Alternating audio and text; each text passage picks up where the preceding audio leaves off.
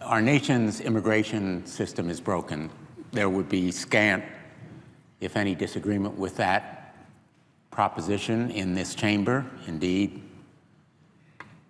no disagreement among anyone who is familiar with this broken immigration system. And far too often, that system is not only broken, but violates the essential fundamental values and core convictions of the American people. Values that are embodied in our Constitution, in the daily ethics that we preach and live about fairness and welcoming people who are different from ourselves, people who have come here to escape persecution in their native land, much as my father did in 1935 at the age of 17. He came alone, spoke virtually no English, had not much more than the shirt on his back, and knew virtually no one.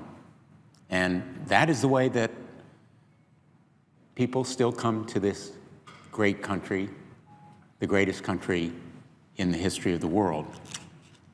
But the immigration system that enabled him to come here is now fraught with strictures and failings and irrational barriers that work against not only the interests of people seeking freedom and opportunity, but our national interests, because that interest is best served when we make possible the talents and gifts and energy of immigrants. We are a nation of immigrants, and we should be working to reform that immigration system in the national interest.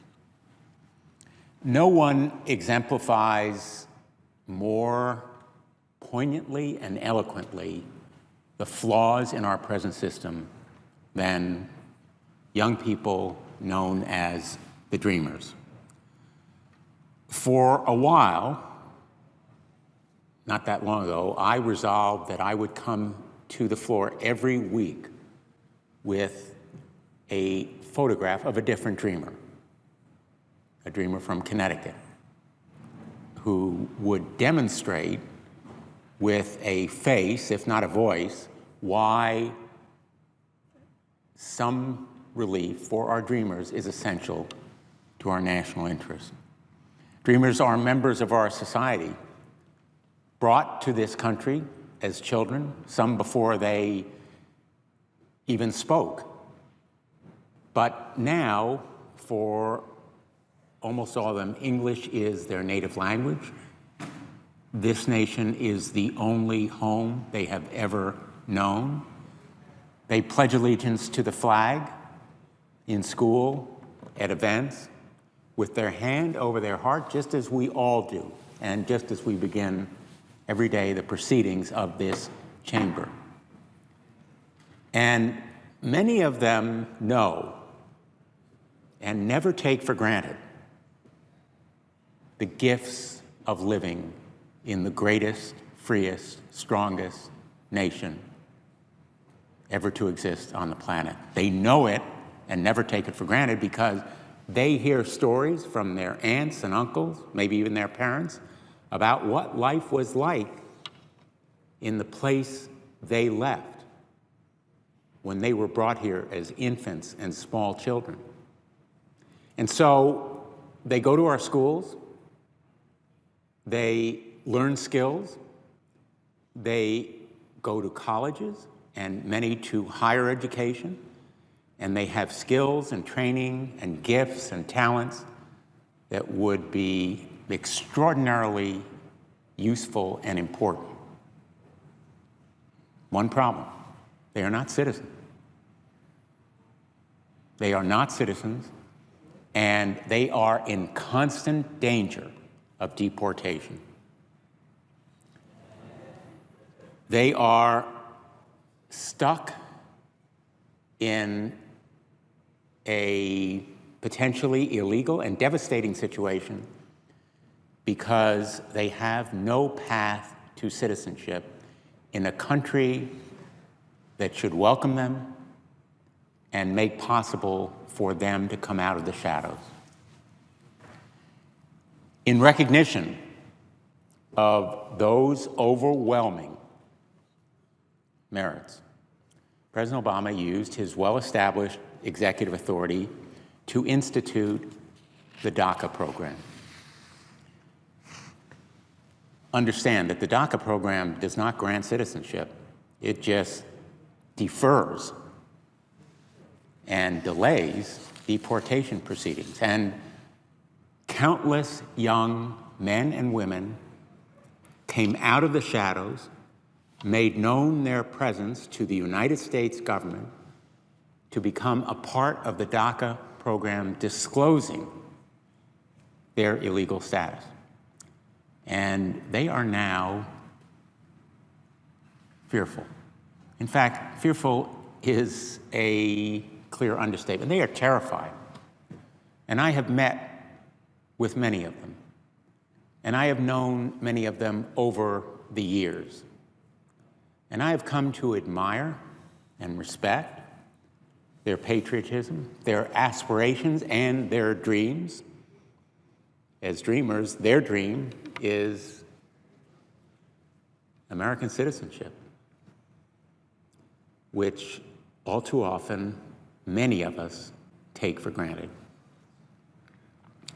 Their dream is American citizenship in the best sense of it, giving back to the country that they regard as their home, giving back in using those talents as nurses and doctors to help the sick, as engineers and scientists to build inventions and advance our knowledge, as entrepreneurs to build businesses and employ people and create jobs and drive the economy forward. In fact, immigration reform and these programs are thought to be job creators and sources of economic progress.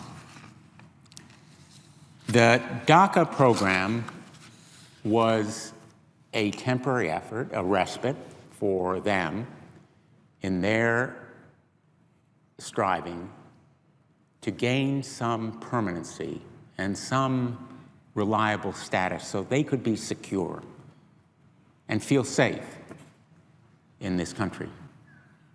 And their terror now is well-founded, in fact, because the threat to them from the incoming administration is that they will be, in fact, deported en masse, or perhaps their parents will be with them. And the American dream will become a fantasy, in fact, a nightmare. We're talking about young men, one of them well known to me in Bridgeport, who was brought to Connecticut from Brazil at the age of 5. He studied in the Bridgeport public schools from kindergarten through high school, and then he went to attend Fairfield University. He majored in chemistry, minored in mathematics, and he excelled so that during his senior year at Fairfield, he was accepted at the University of California, Berkeley's physical chemistry program. But he has to live under the threat of deportation because he has no way to apply for lawful status, permanent status, while he is continuing his studies here in America, potentially contributing greatly to the American quality of life. And the New Britain woman, who was born in Mexico and brought to America when she was 6 years old, the journey for her was terrifying. She couldn't understand what was happening, and she certainly had no idea that she was entering America in a way that would affect her the rest of her life at 6 years old.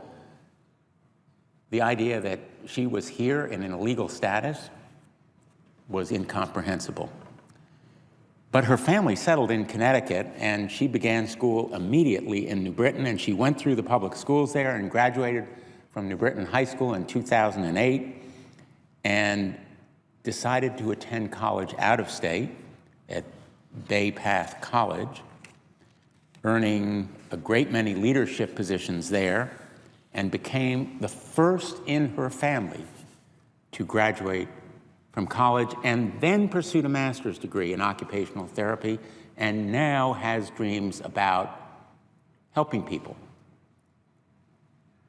maybe a nonprofit, to make sure that families with low incomes have access to occupational therapy.